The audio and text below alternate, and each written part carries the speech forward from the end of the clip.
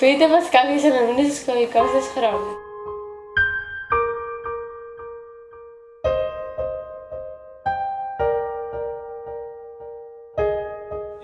Αυτό που θυμάμαι από τα σχολικά χρόνια, που με έκανε, μέχρι σήμερα το θυμάμαι έντονα, τους καλοκαιρινούς μήνες Μάιο-Ιούνιο δεν φορούσαμε παπούτσια. Είχαμε τα καλά μας, είχαμε τα λασιχένια που βρωμούσαν και τα πετούσαμε όταν έκανε ζέστη και πηγαίναμε ξυπόλυτοι.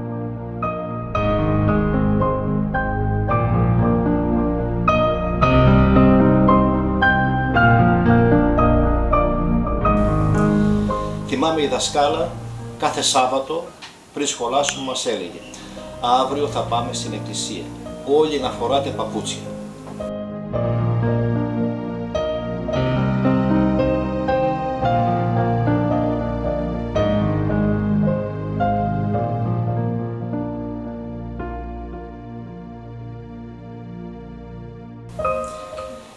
Στις πρώτες τάξεις του Δημοτικού θυμάμαι είχαμε τα συσίτια, αμερικανική βοήθεια πρέπει να ήταν.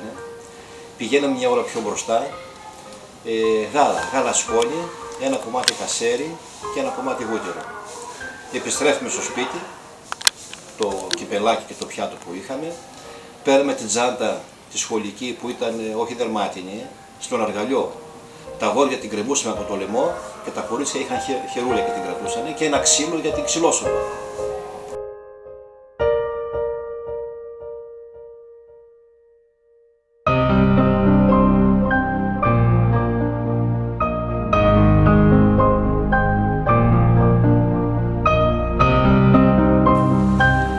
Κάθε εβδομάδα οι δάσκαλοι μας έκαναν έλεγχο, αν έχουμε κομμένα νύχια, αν έχουμε καθαρά πόδια, γιατί ποιος θα πληθεί, κανείς δεν έκανε μπάνιο. Όλοι βρωμούσαμε και δεν βρωμούσε κανείς στην ουσία, αφού βρωμούσαμε όλοι.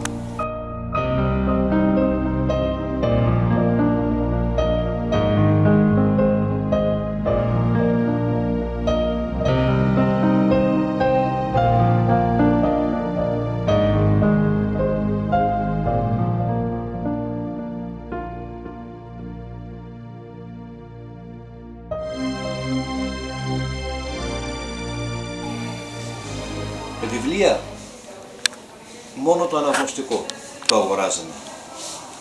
Τα υπόλοιπα ή από τους μεγάλους, από τα αδέρφια, τα ξαδέρφια, όσοι τα τυχαίοι. Όσοι δεν έβρισκαν, δεν είχαν άλλο βιβλίο και προσπαθούσαν αυτά που έλεγε ο δάσκαλος στη δασκάλα, τα θυμούνται να τα επαναλάβουν και στο επόμενο μάθημα.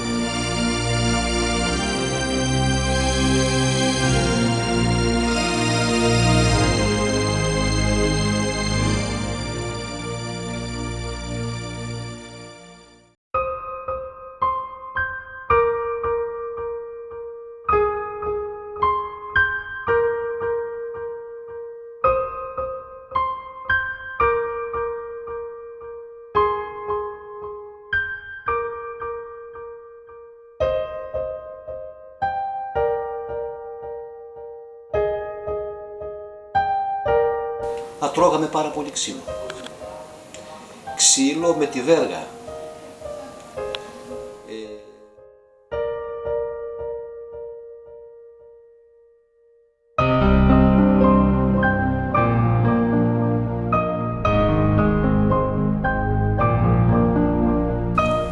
Ψάχνοντας μια φορά τα μαθητολόγια του σχολείου, είδα μαθητή 12-13 χρονών που ήταν ακόμα Δευτέρα τάξη.